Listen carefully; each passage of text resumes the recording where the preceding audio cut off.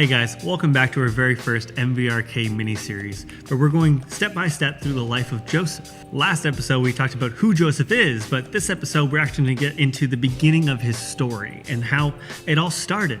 We know that Joseph was the favorite child of his father, which didn't really make him very popular with his brothers. And since Joseph had 11 brothers, there was a lot of tension in the family all the time. Now, Joseph wasn't very wise when he was young. He had to learn a lot of lessons, and this was one of the big ones that he was going to learn, when to talk and when not to. Joseph would go on to have a history with dreams, but in order to have a history, it started with one. This is the first dream that he had that he talked to about his brothers that he probably could have kept to himself. So why don't you follow me to Genesis 37 verses 5 through 8, and we'll take a look at this together. One night, Joseph had a dream, and when he told his brothers about it, they hated him even more than ever. "Listen to this dream," he said. "We were out in the field tying up bundles of grain. Suddenly my bundle stood up and your bundles all gathered around and bowed down before mine." His brothers responded, "So you think you will be king, do you? Do you actually think you will reign over us?" And they hated him all more because of his dream and the way he talked about them. So Joseph goes on to have another dream, and this is where things get really heated.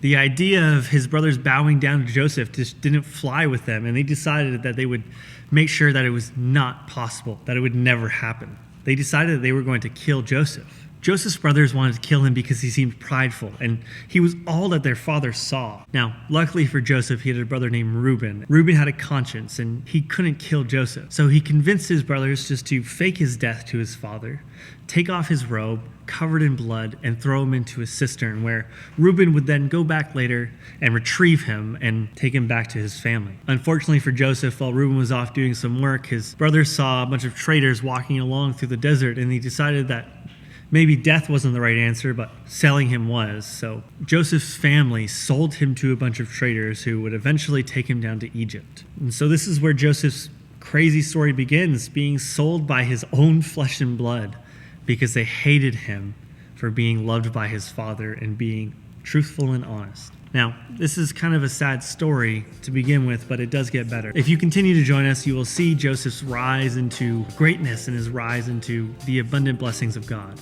So join us next episode, guys, where we dive deeper into Joseph's journey.